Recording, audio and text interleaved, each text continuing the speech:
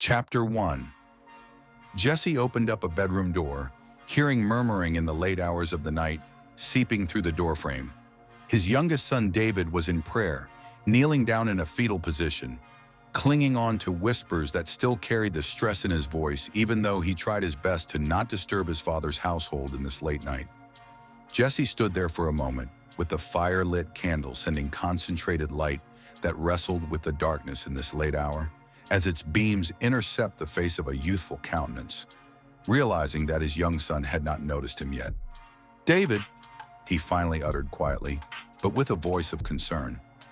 David quickly popped up, turning to his father in startled angst. Tears were in his eyes. He smeared the tears across his face, wiping his eyes in a frantic motion with an embarrassed countenance. His father caught him in a vulnerable state. "My apologies, Father. I thought you were asleep." "I was asleep, but I had this feeling that woke me up. This feeling that I should check on you." "Son, why are you crying?" David's position shifted from the vulnerable boy to a look of attentiveness. His eyes were sharp, a dark brown with a hint of mischievous ruggedness that would look through you as he spoke, but not at this moment. He looked at his father with a sense of humility, and his eyes were still damp even though he tried his best to wipe away the moisture. "I was asking God for forgiveness, just like I asked you for forgiveness this morning. Son, you are too emotional at times.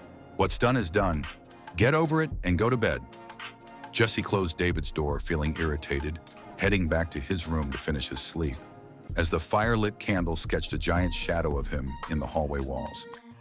He stopped in his tracks, turned back at his son's closed door before reopening it. This time David was in bed. He turned to his father with a confused look. "Is everything okay, Father?" Jesse stood there for a moment thinking, what does God have to do with you being a coward? God cannot fix you with that. I lost 3 sheep in the last 6 months because you allow wild animals to eat them.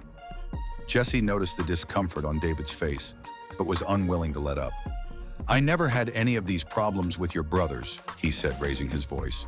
"And you wonder why I would never allow you to join the great King Saul's military like I allowed your brothers. This fearfulness is something that not even God can fix if you do not know how to fix this cowardly problem for yourself." Jesse closed the door again, shaking his head. The look of an apoplectic posture made his gray beard justified. Jesse climbed in bed, pulling the woolly blankets over his head, rubbing the shoulders of his wife Nitsavet. His wife turned around facing him, pulling the covers back from over his head, locking eyes with her husband. She had a reminiscing beauty. Her skin complexion was as black as the night sky that hovered over them.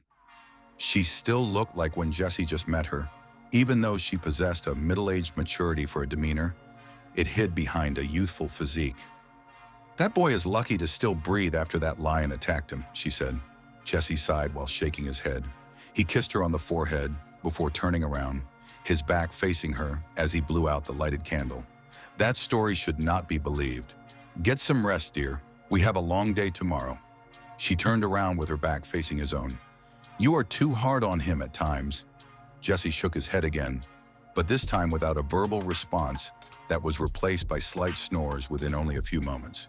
Nitsavet chuckled in amusement.